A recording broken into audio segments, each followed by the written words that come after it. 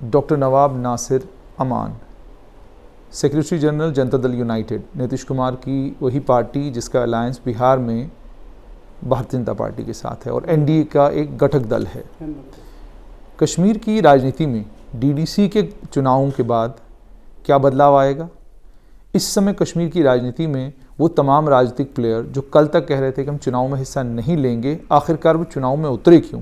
इन तमाम बातों पर हमारे साथ बात करने के लिए कश्मीर में जनता दल यूनाइटेड की आवाज़ डॉक्टर नवाब नासिर अमान। डॉक्टर साहब, सबसे पहले आपसे ये जानना चाहूँगा कि जनता दल यूनाइटेड का वोट है कश्मीर घाटी में, क्योंकि ना तो कभी कोई एमएलए आपका यहाँ से बना और म्यूनसिपैलिटीज़ में क्या आपकी कोई प्रेजेंस है, पंचायत में कोई प्रेजेंस है आपकी? भाई मेरे ख्याल में जम्मू एंड कश्मीर को इज़्ज़त देने वाली सिर्फ एक पार्टी है, जनता दल यूनाइटेड। आप कहेंगे कैसे? आपके मुफ्ती मोहम्मद सईद को यहाँ होम मिनिस्टर बनने वाला जनता दल, आपके डार साहब को होम मिनिस्टर बनाने वाला Janata Dal. Way back by 1995 में हमारे यहाँ पे ऑलमोस्ट 5-6 MLAs होते थे। Yes, as on date we don't have, but it is not like Janata Dal was never there. देखिए अभी क्या है कि जो हमारे लोग हैं, अगर आपने देखा होगा कश्मीर में वोट परसेंटेज बहुत कम होती है। ये इसलिए नहीं होती कि उनको वोट डालना पसंद नहीं है, ये सिर्फ इसलिए है कि उनको लगता है कि इस वोट डालने से मेरी ज़िंदगी में कोई फ़र्क नहीं पड़ने वाला। आपके जो MP है, सेंट्रल MP है हमारे फारूक साहब जो हैं, 2.9% वोट्स पे वो MP है। मुझे बताइए खुदारा, 2.9% वोट्स को आप रिप्रेजेंटेटिव कैसा मान सकते हैं? So people of Kashmir want some new faces irrespective parties, one. Second is that जो चीज़ें वहाँ बेची जाती थी दोनों सूरतों में, मेरे ख्याल में अब वहाँ खरीदार उसके नहीं रहे हैं। मतलब कितनी अफसोस की बात है, इससे बड़ी अफसोस की बात नहीं हो सकती है। आप DDC का इलेक्शन लड़ रहे हो जो which is a by product of abrogation of 370, right? अगर एब्रोगेशन ऑफ 370 नहीं होता है तो DDC नहीं आता है, और DDC लड़ते हुए आप क्या बोलते हो कि हम जी 370-35 वापस लाएंगे। You are fighting the by product of a product, जो प्रोडक्ट चले गया, और आप बोलते हो वो प्रोडक्ट को।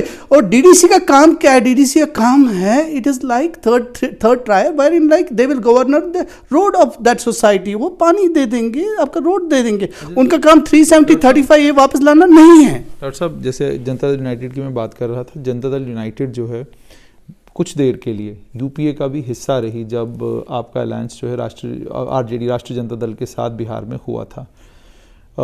आपसे ये जानना चाहूँगा कि आप कांग्रेस से जनता दल यूनाइटेड में आए हैं, कश्मीर घाटी में जब लोगों के बीच में आप जाते हैं और उनसे बातचीत करते हैं तो क्या जनता दल यूनाइटेड को वो जानते हैं, पहचानते हैं? क्या उनको मालूम है ये कौन सी पार्टी है, इसकी विचारधारा क्या है, सोच क्या है? जी, 2-4 चीज़ें हैं यूनिकली जो जनता दल यूनाइटेड के जिसमें फ़ख्र से बोल सकता हूँ। मेरे ख्याल में वो 4 चीज़ें काफ़ी है मेरे लिए। जनता दल यूनाइटेड को ज्वाइन करना, 1। सेकंड, वो चीज़ें लेकर लोगों में जाना, 1।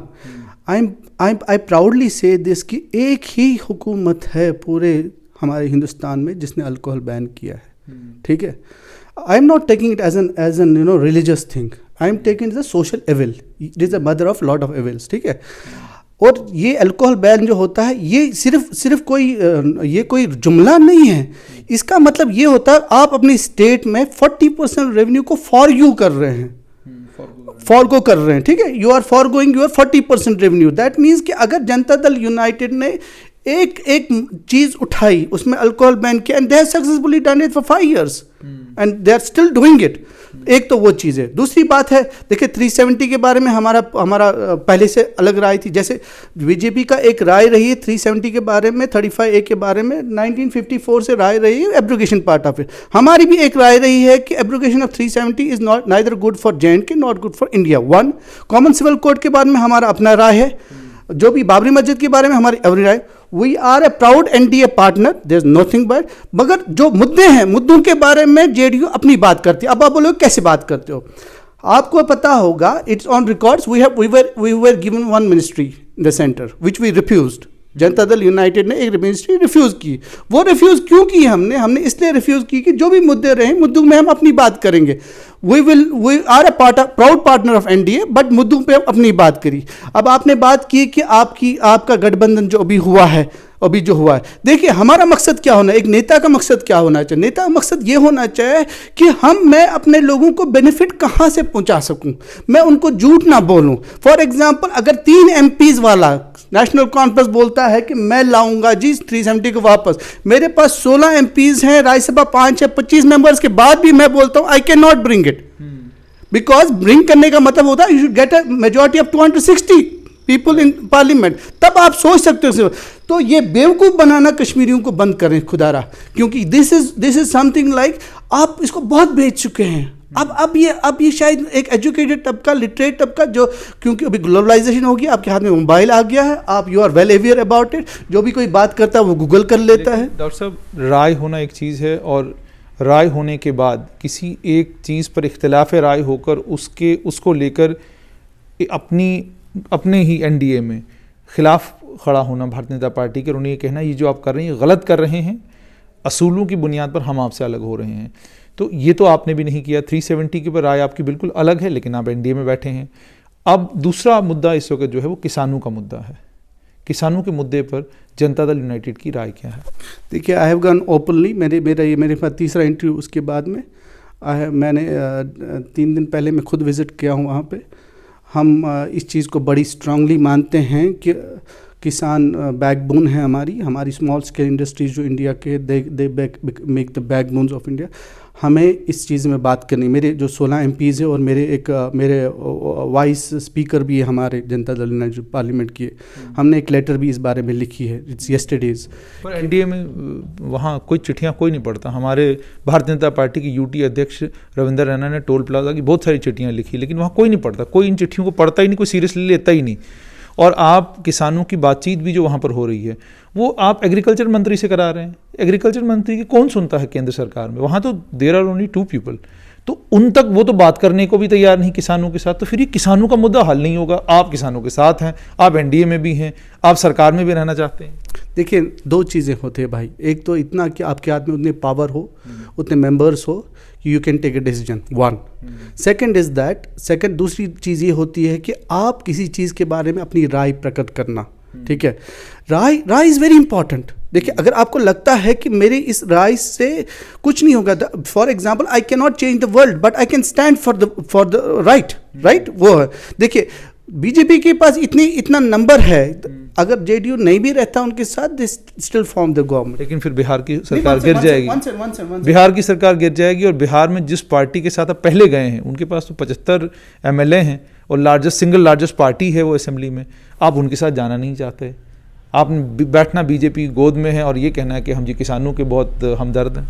देखिए 2 चीज़ें, अगर हम नेशनल इशू पे बात करें then we will talk on a national issue. अगर आप बिहार के बारे में बात कर रहे हैं, बिहार में नहीं है, we are in Arunachal Pradesh also. Arunachal Pradesh में हमारी 6 सीटें हैं और 6 सीटें हमारी अरुणाचल प्रदेश में जो है हम बीजेपी में साथ हुकूमत वहाँ पे भी हैं। देयर 2 थिंग, मैं क्या बोल रहा हूँ, मैं ये बोल रहा हूँ कि बिहार के लिए अगर बिहार की बात करोगे, बिहार किसानों की बात कर रहा हूँ, मैं ये कह रहा हूँ कि आपकी कॉन्ट्राडिक्शन है कि अगर आप किसानों के साथ हैं फिर आप ये कहिए कि हम बीजेपी के साथ नहीं हैं। क्योंकि अभी तक ये देखा गया कि किसानों के मामले में ना प्रधानमंत्री और ना ही गृह मंत्री, जो 2 पावर सेंटर्स हैं, उन्होंने बिल्कुल कोई बात नहीं की है। एग्रीकल्चर मंत्री बात कर रहे हैं, लेकिन सब जानते हैं कि जो बातचीत हो रही है उसका नतीजा अभी तक क्या निकल रहा है। देखिए 2 चीज़ें हैं, एक तो आपको ये अगर आप समझोगे कि हम जी पावर से बाहर आ जाएंगे फिर मसले हल हो जाएंगे, वो तो होंगे नहीं, दैट्स नॉट पॉसिबल। वो क्या हो गया, ठीक है ये बता देना कि मैं हमारे पार्लियामेंट मेंबर को जब पूछा गया कि आपने इस्तीफ़ा क्यों नहीं दिया 370 के बारे में, तो उसने बोला कि अगर मैं इस्तीफ़ा देता भी तो क्या फ़र्क पड़ता। मैं वही समझाने की कोशिश करता हूँ। एक होता है कि सोशल रिस्पॉन्सिबिलिटी, नैतिकता जिसे बोलते हैं, मतलब ये आपकी जिम्मेवारी जो होती है। अगर आप जिम्मेवार नेता है तो आप सच के साथ खड़ा होना, वो हमारी जिम्मेवारी है और हम उसके साथ खड़े हैं। एक दूसरी बात ये कि हम एज ए एनडीए पार्टनर हम बिगर अलायंस को क्या करना, वी शुड इंटीमेट देम कि हमारी चाहत क्या है। अब हमारी चाहत को वो मान रखते हैं नहीं रखते हैं, it is their decision. We are not in that majority that we can force them to do it, but one thing is that does not mean that we should not put our point. अगर मैं आपके camera के सामने बोल रहा हूँ, being a part of NDA, I am representing JDU and saying this itself is a big thing.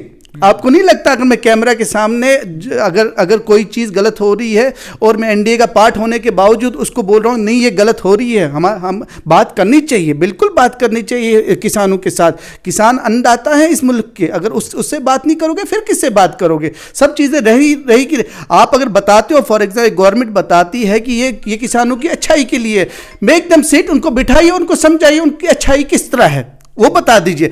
लेकिन आप क्या बोल रहे हो? आप बोल रहे हो कि फिर एनडीए से आप बाहर निकल। अगर हमारे एनडीए से बाहर निकलने से अगर इनको हक मिल जाता है, अगर आप ये गारंटी देते हो कि हमारे एनडीए से बाहर निकलने से हमारे फार्मर्स को हक मिलेगा, I will request my people to come out, but it's not going to happen. जब हम एनडीए में है, मैं जम्मू एंड कश्मीर की बात करूंगा, एनडीए में है तो I can facilitate my people more, मैं अपने लोगों के ज़्यादा काम कर सकता हूँ, बशर्ते कि मैं अगर उनके अपोजिशन में लेकर झूठ बोलूँ।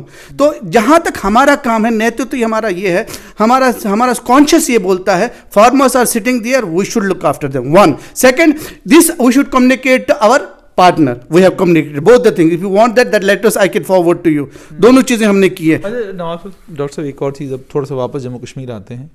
कश्मीर में जितने भी राजनीतिक दल हैं, रीजनल प्लेयर्स हैं, नेशनल कॉन्फ्रेंस, पीडीपी, अवामी नेशनल कॉन्फ्रेंस, या उसके अलावा बाकी पार्टियां, सभी पॉलिटिकल पार्टीज़ ने ये कहा था कि जब तक 370 और 35 से वापस नहीं आता हम चुनाव में नहीं उतरेंगे। लेकिन डीडीसी के चुनाव में ये सभी राजनीतिक दल उतरे हैं। क्या वाकई इनकी मंशा 35 से और 370 को रिस्टोर कराने की है, उसलिए उतरे हैं, या मकसद कोई और है? आपको क्या लगता है? एक राजनीतिक प्लेयर आप भी हैं कश्मीर घाटी में, आप भी सुनते देखते रहते हैं, आपको क्या लगता है? सब मेरे ख्याल में झूठ, मक्कारी, सीट की लालच वही है। आप ये बताइए, मेरे को एक सिंपल सा सवाल पूछता हूँ मैं महबूबा मैडम से और फारूकल्ला साहब से, एक दूसरे पे लालचन लगाने वाले, एक दूसरे पे इल्ज़ाम लगाने वाले अगर साथ में मिलते हैं, पहला काम क्या करना है? उनको आवाम में जाके पिछली चीज़ों की माफ़ी मांगनी है। राइट और wrong? Either they are right now और they were wrong that time. पहले तो वो बताएंगे कि हमको पहले से साथ लेना चाहिए। गुपकार अलायंस की जो मीटिंग होती है, 4 तारीख को मीटिंग होती है, I am a part of that meeting.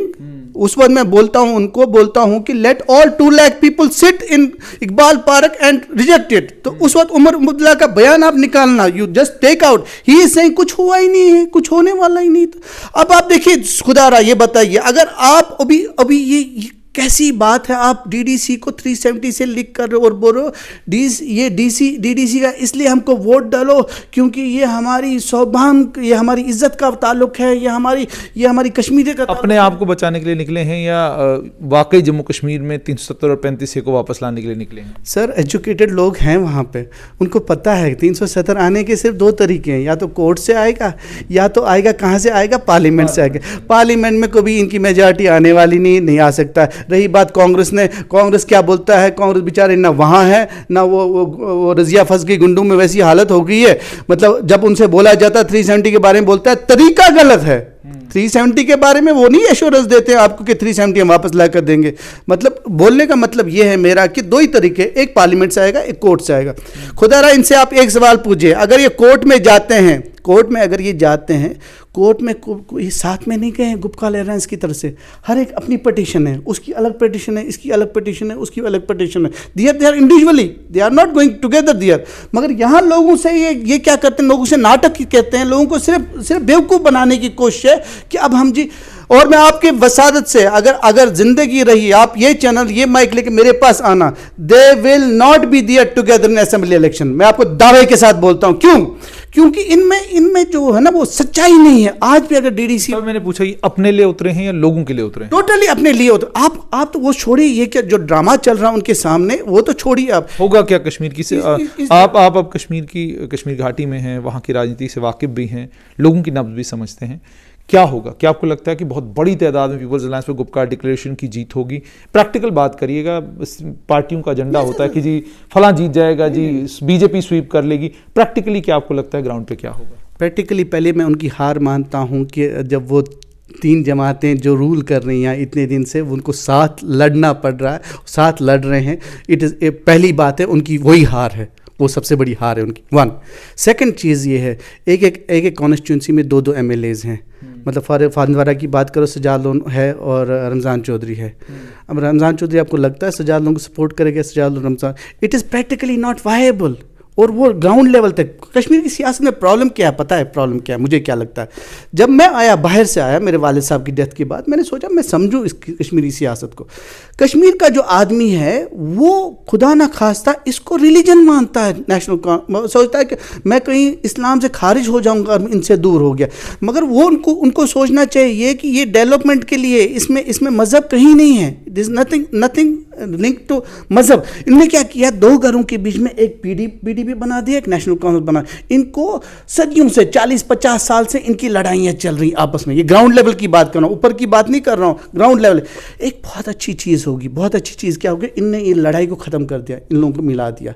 अब इन लोगों को समझ में आया कि ये जो एक दूसरे के बारे में गाली गलौज 40-50 साल से कर रहे हैं, एक दूसरे की नुक्तेचीनी 50 साल से कर रहे हैं। यही सजाद साहब परसों बोलते हैं ये खानदानी राज ख़त्म करना। आज वही खानदानी राज के स्पोक्स पर्सन आप बन के आप उसी की एडवोकेसी कर रहे हैं। तो आप पहले ये तो बताइए, पहले पुरानी चीज़ों पे माफ़ी मांग लीजिए, या नई चीज़ें सही हो सकती है या पुरानी चीज़, दोनों चीज़ें सही से। लेकिन एक चीज़ बहुत अच्छी होगी, वो चीज़ अच्छी ये होगी कि एक आम आदमी को लगता था मैं शायद एमएलए ना बन पाऊँ। क्यों नहीं बन पाऊँ? उसके पास ना रिसोर्स होता था, वो ना 10 पुलिस वाले पीछे होते थे। अब जो ही ये पावर ब्रेक हो गया, ब्रेक क्या हो गया, it has gone to 3 tiers now. DDC is somebody, the chairman of DDC will be equal to the cabinet minister, okay. तो और ये पावर जो है एमएलए के हाथ से आधा सरक गया और ये पावर के आम आदमी के हाथ में आ गया। इसीलिए तो 20-25 एमएलए कूद पड़े इस पे। इसीलिए तो एक नई चीज़ आ गई। और एक इसमें आपके अलायंस पार्टनर ने भी अपने बहुत सारे रिश्तेदार उतार दिए हैं। वो हो सकता है, लेकिन उनको भी देखिए, मैं बता रहा हूँ, अल्ताफ बुखारी साहब जो है वो कोई मशीन नहीं है कि उसमें पुराना एमएलए डाल दो कि वो ठीक हो जाएगा। पुराने एमएलए को लोगों के सामने बहाल जवाब देना पड़ेगा। लेकिन डॉक्टर साहब एक चीज़ कि क्या आप ये मानते हैं, बीजेपी के ऊपर तो इल्ज़ाम ये है कि जी बीजेपी के लोग मज़हब का इस्तेमाल करते हैं वोट लेने के लिए, क्या आप ये मानते हैं कि कश्मीर की सियासत में आज से नहीं बल्कि 47 से लेकर ठीक आज के दिन तक, बिल्कुल आज के दिन, जब मज़हब का इस्तेमाल वोट लेने के लिए और अपनी कॉन्स्टिट्यूंसियों को ताउम्र अपना बैलेट बॉक्स बनाने के लिए इस्तेमाल किया गया, क्या आप मानते हैं इस बात? मैं 100% मानता हूँ इस चीज़ को। पाकिस्तान का इस्तेमाल होता है, सब्ज़ रुमाल का इस्तेमाल होता है, इमोशंस डायलॉग मारे जाते हैं, पाकिस्तानी नमक का इस्तेमाल होता है। ऐसी कोई चीज़ नहीं जो इस्तेमाल नहीं होता। अच्छा, यही प्रॉब्लम क्या है, इनमें प्रॉब्लम क्या है? अब ये लोगों तक, ये 40 साल में लोगों तक बात आ गई कि लाल चौक में एक बात कर लेते हैं, यही चेहरे। क्या ये हारेंगे इस बार? देखिए, मैं ये सवाल इसलिए पूछ रहा हूँ कि आपके घटक दल ने, इट इज़ अनदर एक्सपेरिमेंट, ठीक है, क्या आपका जो अलायंस पार्टनर है वो भी उसी एक्सपेरिमेंट को रिपीट कर रहा है जो एक्सपेरिमेंट कश्मीर में सदियों से होता आया है और फेल हुआ है? 2 चीज़ें मैं इसमें, एक तो मैं मुबारकबाद दूंगा कि इस सब हिस्से में एक चीज़ आप शायद कहीं लूज़ कर पा रहे हैं, वो चीज़ ये है मेरे भाई कि इलेक्शन में एक त्यौहार हो गया।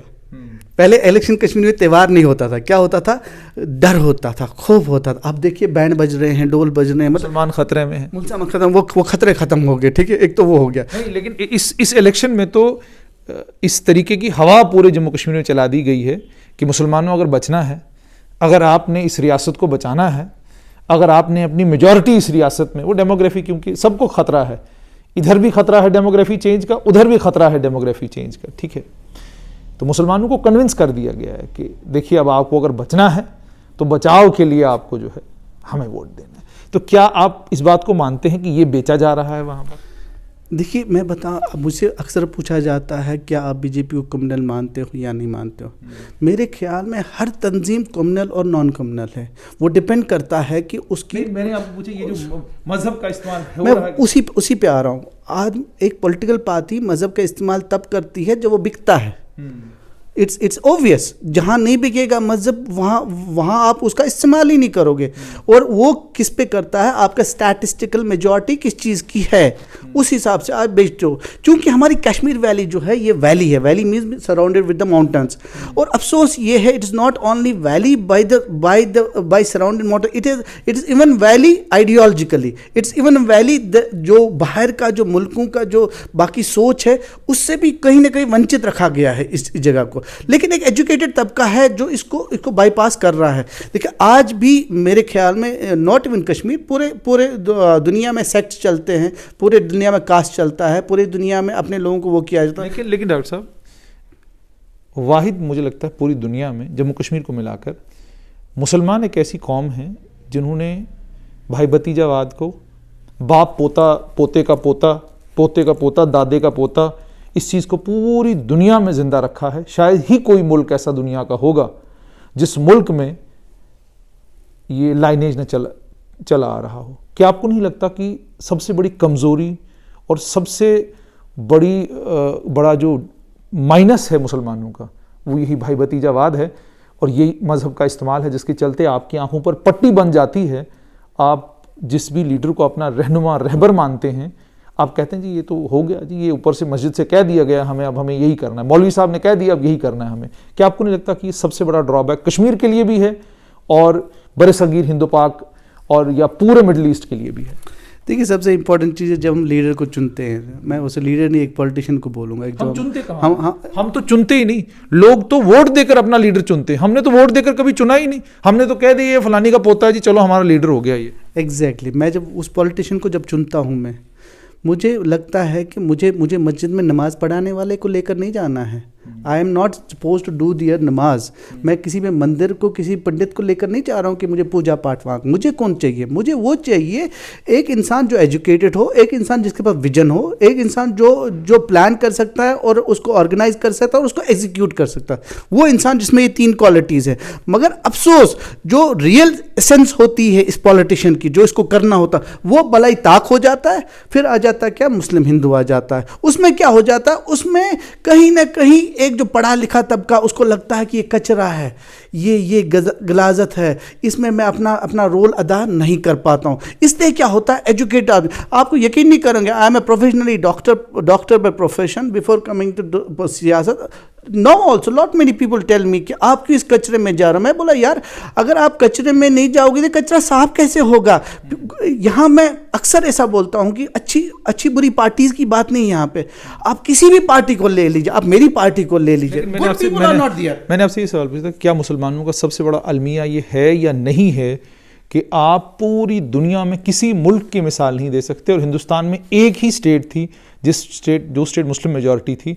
मिसाल ही क्या आपके पास कोई मिसाल है कि जनाब फला मुल्क की मिसाल लीजिए जहाँ पर बाप के फौत होने के बाद बेटा जी कुर्सी पे नहीं बैठे, जहाँ ताए के फौत होने के बाद उसका रिश्तेदार कुर्सी पे नहीं बैठा, जहाँ बादशाह वक्त अगर हैं तो वो उनकी मौत होती है तो बादशाह वक्त का बेटा कुर्सी पर बैठता है। डेमोक्रेटिक फ्रेंचाइज जिस तरीके से हमारे मुल्क में आप वोट डालते हैं, आप एक चाय वाले को अपना प्रधानमंत्री चुनते हैं, आप एक आम कार्यकर्ता को, आम वर्कर को, एक यूनिवर्सिटी में पढ़ाने वाले प्रोफेसर को आप अपने मुल्क का वज़ीर आज़म बनाते हैं, आप एक किसान के बेटे को वज़ीर आज़म बनाते हैं।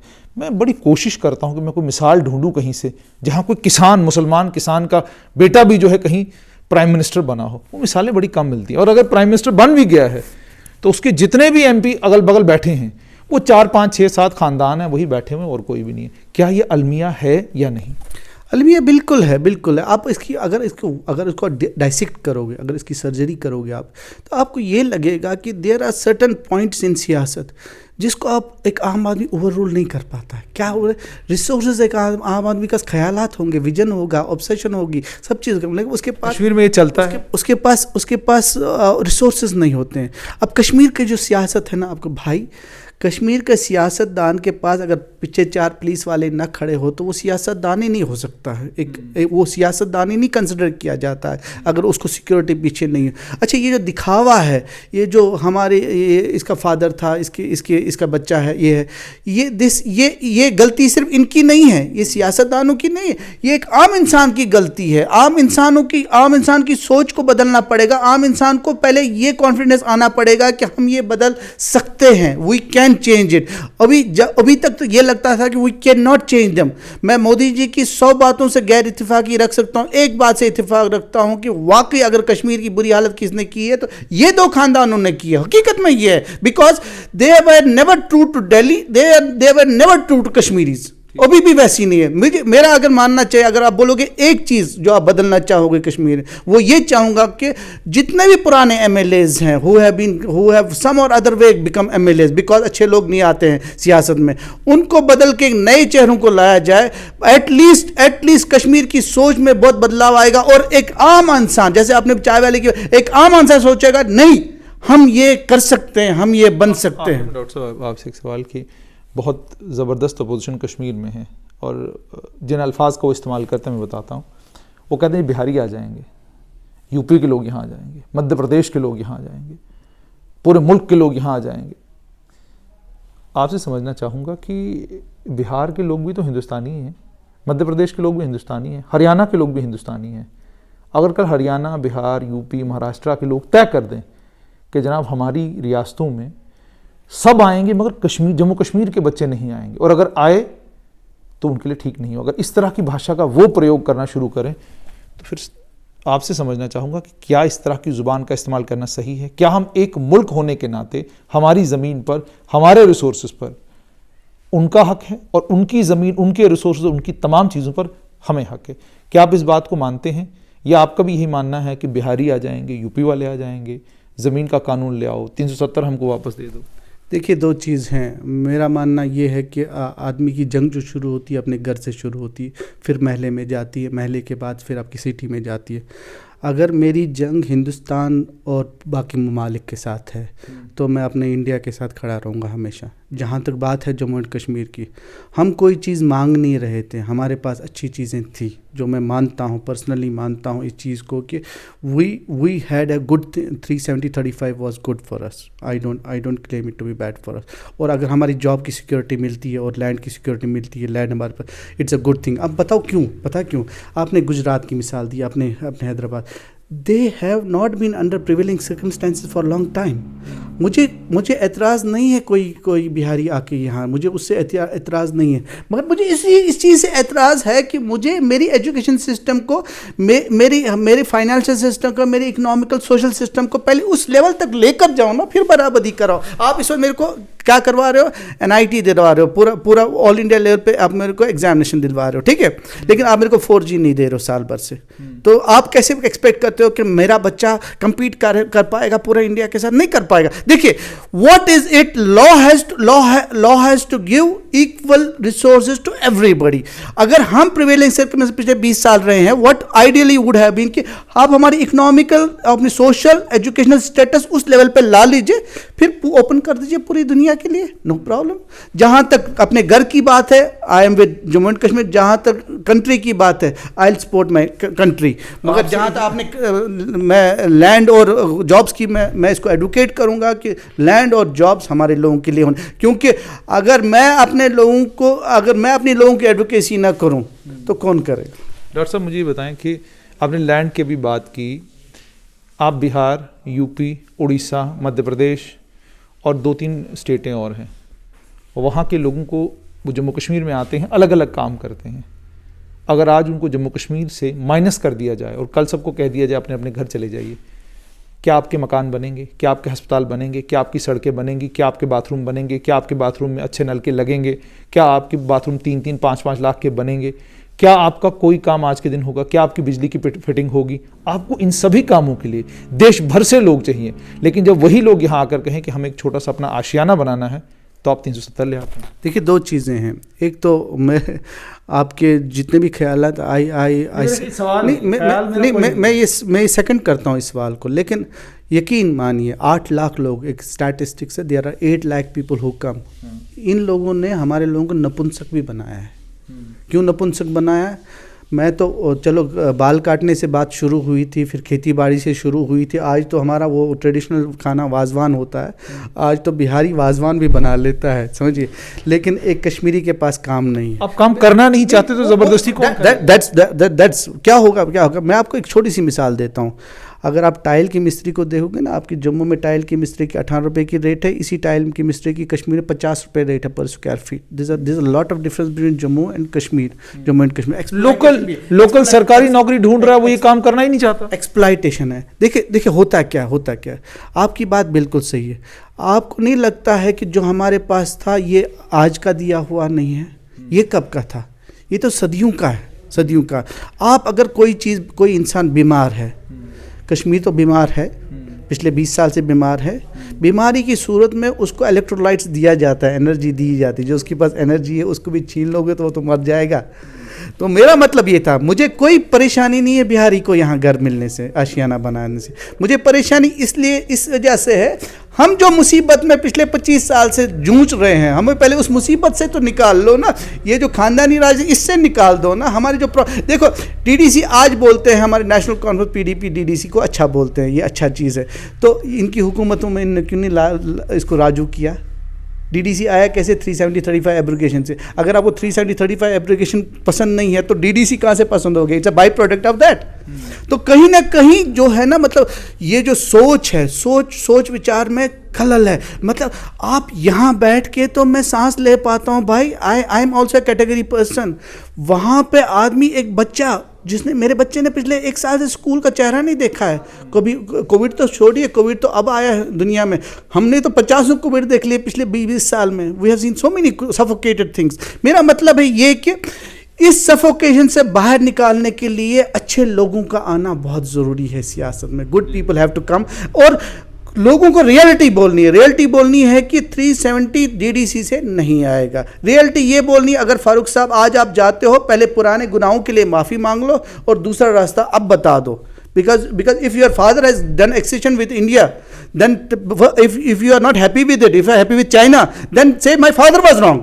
पहले अपने बाप को रंग कर दो, फिर अपने आप को अपनी मिसाल दीजिए। जब इनकी हुकूमत रहती है, जब कुर्सियों पे रहते हैं ये लोग, तो तब तो ये बड़े कंफर्टेबल रहते हैं। जो ही कुर्सी से हट जाते हैं तो इनको याद आती है कश्मीरियों की। अच्छा, फिर कश्मीरियों के सेंटिमेंट को इस्तेमाल करते हैं, उनकी सेंटिमेंट को जगा के, उनको बेवकूफ़ बना के वोट लेकर फिर आगे वही। लेकिन अब कश्मीरी यूथ वैसा नहीं रहा। मैं आपको दावे के साथ बोलता हूँ, अभी आपने पहले सवाल में ये बोला था कि रिजल्ट्स क्या आएंगे। Yes, results will not be in favour of BJP, मगर 3 पार्टियां जो सदियों से यहाँ रोल कर रही हैं, उनकी फेवर में भी टोटली नहीं होगा। बहुत बहुत शुक्रिया। तो आपने सुन लिया कि जनता दल यूनाइटेड के सेक्रेटरी जनरल, उन्होंने साफ तौर पर यह कि नतीजे जब इस डीडीसी के चुनाव के आएंगे, वो इन चुनाव के नतीजे नेशनल बीजेपी के हक में हों या ना हों, people's alliance for Gupkar declaration के हक में हों या ना हों, लेकिन किसी भी दावेदार के लिए बड़ी जीत बनकर नहीं आएंगे। बहुत बड़ी तादाद से, हम भी कह रहे हैं कि बहुत बड़ी तादाद में इंडिपेंडेंट आ सकते हैं। डीडीसी के इंतखाबात ये तय करेंगे कि जम्मू कश्मीर की सियासत अब कौन सा नया मोड़ लेगी। दीजिए इजाज़त, आदाब।